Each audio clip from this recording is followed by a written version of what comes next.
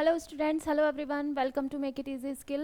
तो मैं आज आप सब लोगों के सामने थोड़ा ये जो हमारी नेवी ट्रेड्समैन वाली वैकेंसी निकली हुई है, इसका जो इंग्लिश सिलेबस है उसके बारे में थोड़ा सा बताना चाहूँगी कि इसमें हमारी क्या क्या चीज़ें आने वाली हैं। तो ये बेसिक इंग्लिश लैंग्वेज है।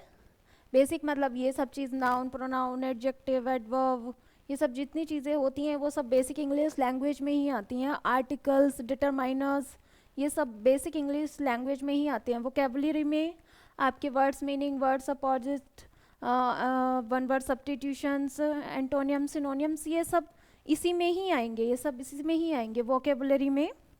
सेकंड है ग्रामर। ग्रामर में आपकी सब चीज़ें आ जाती हैं, जैसे कि टेंसेस कितने होते हैं, सेंटेंस कैसे, सेंटेंस से रिलेटेड कुछ भी दे सकते हैं। जैसे आपको ये पहचानना होता है कि यहाँ पर कौन सा सेंटेंस हमारा सही है, कौन सा सेंटेंस बताइए बच्चों इसमें गलत दे रखा है।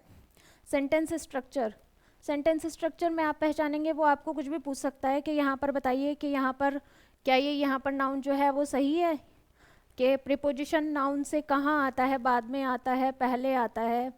आर्टिकल्स किसे कहते हैं, एडजेक्टिव्स किसे कहते हैं, सेंटेंस स्ट्रक्चर होते क्या है, ठीक है। फोर्थ नंबर पे हमारा दे रखा है सिनोनिम्स। सिनोनिम्स मतलब पर्यायवाची। जैसे आप हिंदी में पढ़ते हैं नदी का पर्यायवाची, आकाश का पर्यायवाची, पृथ्वी का, समानार्थी शब्द एक तरीके से, ऐसे ही ये इंग्लिश में दिए हुए रहते हैं सिनोनियम्स। ये फिफ्थ नंबर पे है एंटोनियम्स, यानी कि विपरीतार्थक शब्द, यानी कि अपोजिट वर्ड्स। ये बच्चों सिनोनियम्स एंटोनियम्स जो होता है इसकी तो पूरी बुक आती है जो आपको पढ़नी ही पड़ेगी। अगर पॉसिबल हुआ तो मैं आप सब लोगों के सामने कुछ मेन इंपॉर्टेंट जो एंटोनियम सिनोनियम्स है वो आपको प्रोवाइड करूँगी।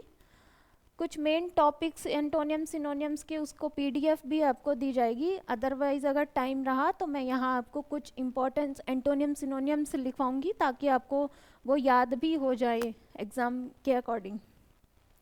6 नंबर पे है आपका राइटिंग एबिलिटी। राइटिंग एबिलिटी में आपसे पूछते हैं कि आप जैसे किसी को लेटर लिखो, किसी को फॉर्मल इनफॉर्मल लेटर लिखो, तो उसमें आप क्या क्या वर्ड यूज़ कर सकते हैं, कैसे यूज़ करते हैं, आपको ये पूछा जाता है कि आप कैसे यूज़ करते हैं। तो ये राइटिंग एबिलिटी के बारे में हम आपको और चीज़ें जो बाद में बताएंगे। तो ठीक है बच्चों, ये जो पूरा है सिलेबस, इसमें ही आपको सब चीज़ें लर्न करनी है कि इंग्लिश ग्रामर में आपकी क्या क्या चीज़ें आएंगी और हमको कैसे कैसे चीज़ें ये लर्न करनी है। बिकॉज ऐसा नहीं है कि हम सारी ही चीज़ें लेके बैठ जाएं कि हम ये भी याद कर लें वो भी याद कर लें, क्योंकि grammar is a very vast subject, you know that. तो बच्चों अभी मैंने आपको सिर्फ ये इंग्लिश का सिलेबस बता दिया है नेवी ट्रेड्समैन का।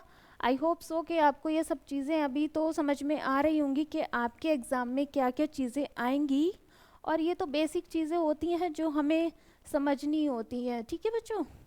एडजेक्टिव, एडवर्ब, ये तो हम शुरू से ही पढ़ते हुए आते हैं कि नाउन और प्रोनाउन की विशेषता बताने वाले को हम एडजेक्टिव करते हैं, जिन वर्ड्स में एल वाई लगता है वो एडवर्ब होते हैं, ठीक है। तो आई होप सो आपको ये सब समझ में आया होगा, और आगे मैं आपके लिए कुछ अच्छे वीडियोस लेके आऊँगी ताकि आपको ग्रामर से रिलेटेड सारे कन्फ्यूज़न, सारे डाउट दूर हो जाएं, ठीक है बच्चों। Thank you so much.